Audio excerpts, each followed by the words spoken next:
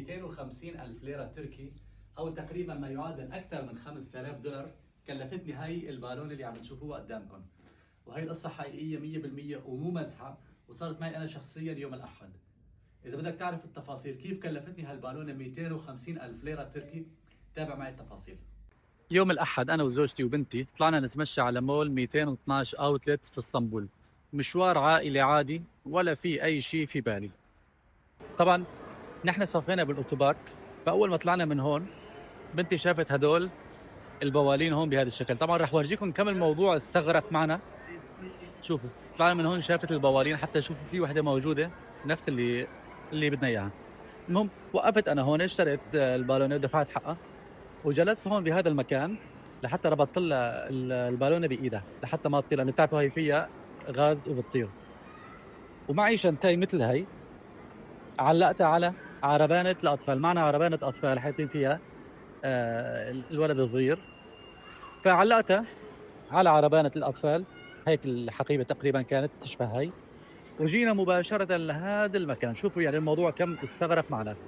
هذا المحل مثل ما شايفين اسمه أرما لايف أوتلت. طبعا احنا جايين نتفرج يعني، أو جايين نتسلى ونضيع وقت، يعني ما في إنه شيء معين جايين علشانه يعني، ولا حتى جايين نتسوق.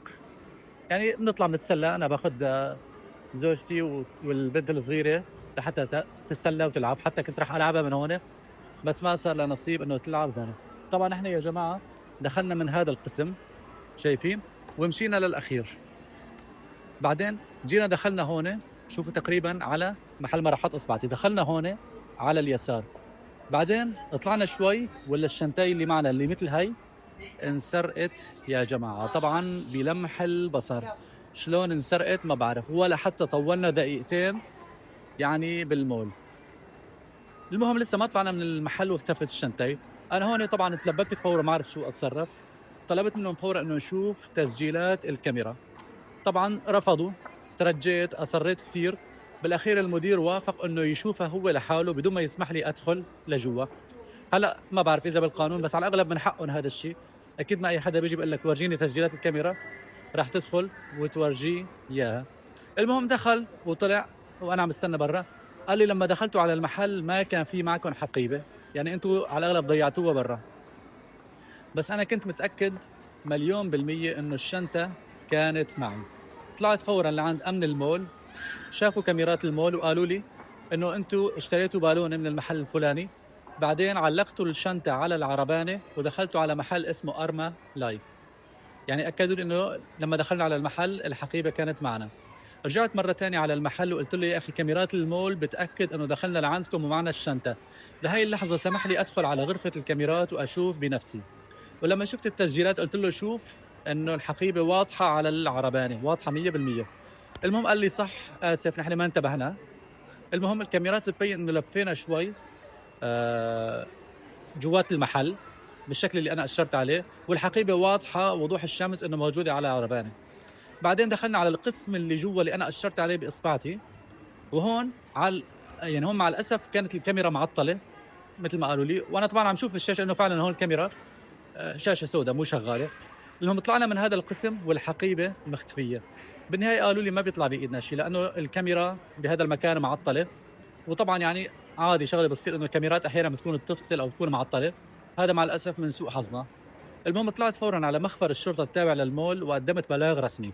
هلا شوفي كان بالشنطه، كان بالشنطه تقريبا مبلغ يعادل 5000 دولار امريكي، طبعا موزعه بين يورو ودولار وليره.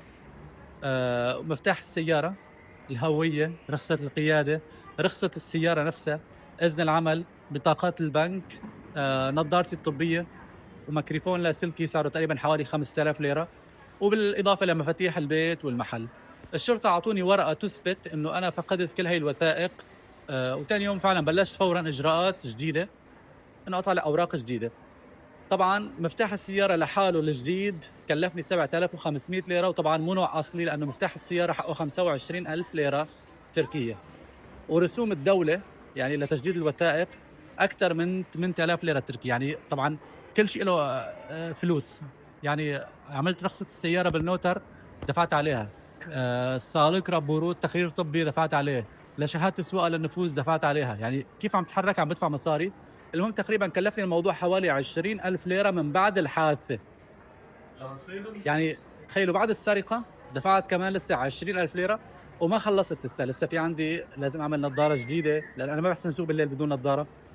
المهم يا جماعة بصراحة جماعة المخفر ما قصروا نهائيا وتعاطفوا معي كثير. وسمعت هنيك انه في شخص تاني صار معه سرقة بمحل إلسي وايكيكي هذا اللي عم نشوفه قدامنا. وايضا كان حقيبة نفس الشيء، حقيبة جلد بس غير لونه بني.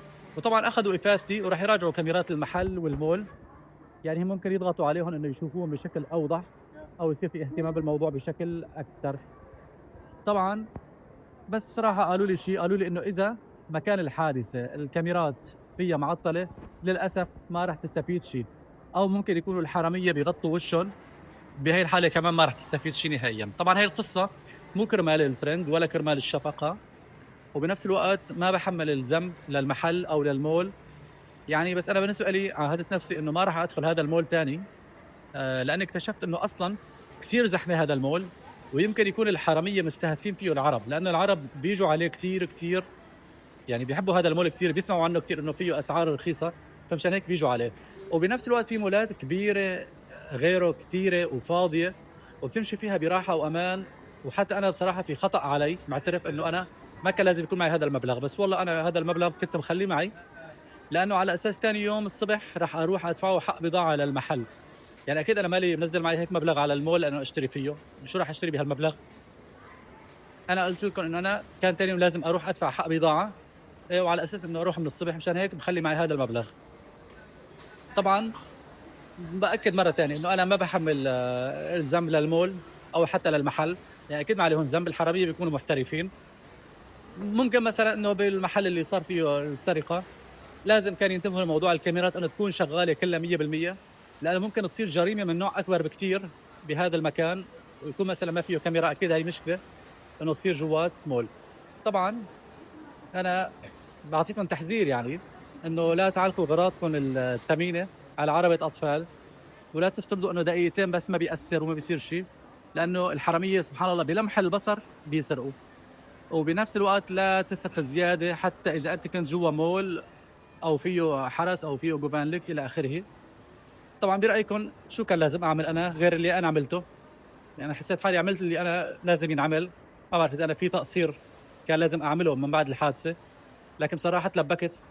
طبعا على فكره بعد ما صارت السرقه اول شغله السياره تبعي كانت في الاوتوبارك، فانا رحت اول شيء اخذت تاكسي على البيت وجبت المفتاح اللي ذاك الاحتياط، ورجعت على المول، وبنفس الوقت اعطيتهم خبر للمول انه السياره اللي رقمها النمره تبعها النمره الفلانيه ما تخلوها تطلع من المول الا اذا انا جيت، لانه ممكن الحرامي ينزل يجرب المفتاح بالاوتوبارك ويعرف اي سياره ويسرقها حتى.